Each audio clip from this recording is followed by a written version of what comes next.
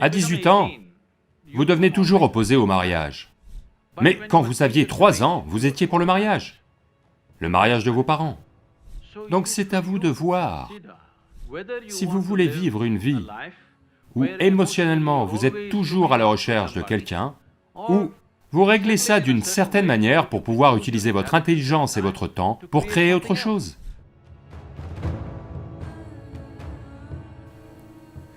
J'avais cette conviction, ou à vrai dire, peut-être qu'on m'a fait croire à toute cette idée de une vie, un partenaire.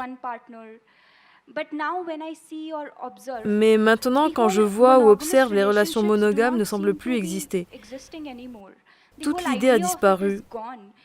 Qu'en pensez-vous? Oh, ça n'a pas disparu. Peut-être que dans cette école, ça a disparu.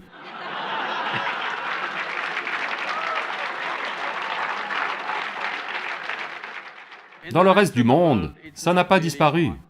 Même si vous allez aux États-Unis, où il semble y avoir tant de promiscuité, même là-bas, quand les gens se marient, ils croient que c'est pour la vie. Mais bien sûr, 2 ans plus tard, la vie se termine. C'est une autre affaire, mais quand ils se marient, ils croient que c'est pour la vie. C'est pourquoi ils investissent dans les diamants. Ils pensent que c'est un investissement à vie. Ils les mettent. Mais malheureusement, pour toutes sortes de choses, les relations tournent mal. Et une des raisons pour lesquelles elles tournent si facilement mal est que les gens se rencontrent bien plus tard dans leur vie.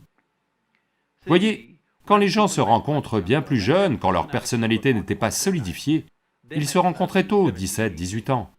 Alors 2 personnes devenaient comme une personne, très facilement. Maintenant ils se rencontrent à 30 ans.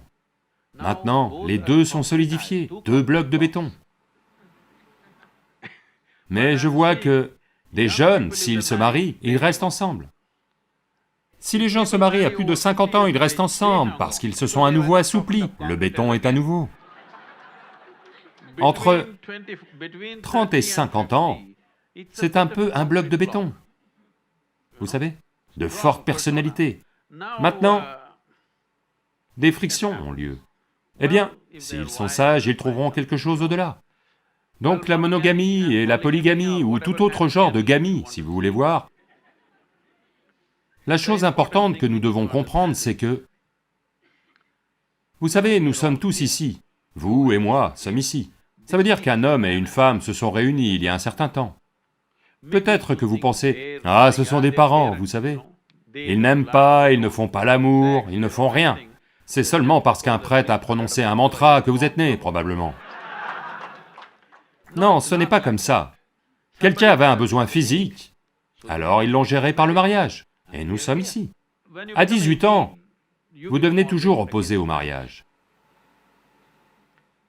Mais quand vous aviez 3 ans, vous étiez pour le mariage de vos parents.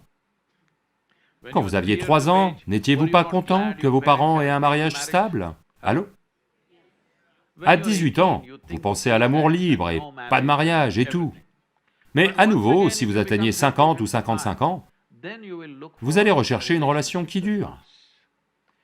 Donc, c'est à vous d'y réfléchir, parce que c'est votre vie. Voir si vous voulez vivre une vie où émotionnellement vous êtes toujours à la recherche de quelqu'un, ou vous réglez ça d'une certaine manière pour pouvoir utiliser votre intelligence et votre temps pour créer autre chose. Vos recherches, votre travail ou quoi que vous fassiez. Si les émotions et le corps sont stabilisés, à vrai dire, votre capacité à utiliser votre intelligence sera bien meilleure. Autrement, tous les jours, vous devez déambuler ici et là pour trouver quelqu'un. Non, je ne fais pas, parce que je me sens tellement mal aux États-Unis. Des gens que je connais, vous savez, des milliers de personnes sont impliquées avec moi maintenant. Des gens de plus de 40, 45 ans, des femmes, je dis. Des gens merveilleux. Mais elles sont toutes sur ces jours-ci, elles sont toutes en ligne. Autrement, elles vont s'asseoir dans un bar et attendre. Quelqu'un doit venir les chercher aujourd'hui. C'est terrible. La génération Tinder. Pardon? La génération Tinder. Peu importe comment vous voulez l'appeler.